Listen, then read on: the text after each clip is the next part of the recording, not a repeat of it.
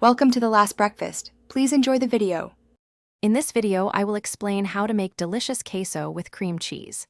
First, gather your ingredients. You'll need 2 8-ounce blocks of cream cheese, 1 pound of Velveeta, and 1 10-ounce can of diced tomatoes with green chilies.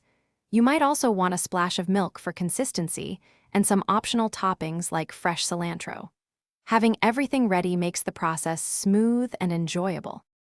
Now let's get those cheeses melting. Cut both the cream cheese and Velveeta into roughly 1-inch cubes. This helps them melt more evenly. Place the cubed cheeses into a medium saucepan. Heat them over medium-low heat, stirring frequently with a whisk or spatula. Continue stirring until the mixture is completely smooth and creamy with no lumps remaining. Once your cheese base is perfectly smooth, it's time to add some flavor. Carefully stir in the entire can of diced tomatoes with green chilies, undrained.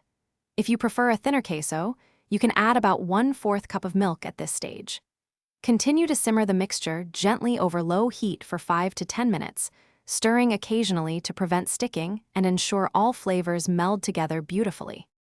Your homemade cream cheese queso is now ready to enjoy. Transfer it to a serving bowl and serve immediately with your favorite tortilla chips, crackers, or even fresh vegetables. For an extra touch, garnish with some freshly chopped cilantro or sliced jalapenos. It's perfect for parties or a cozy night in. Also, if you're looking to keep your car smelling fresh, check the description for a link to Little Tree's black ice and other great deals. Thanks for watching.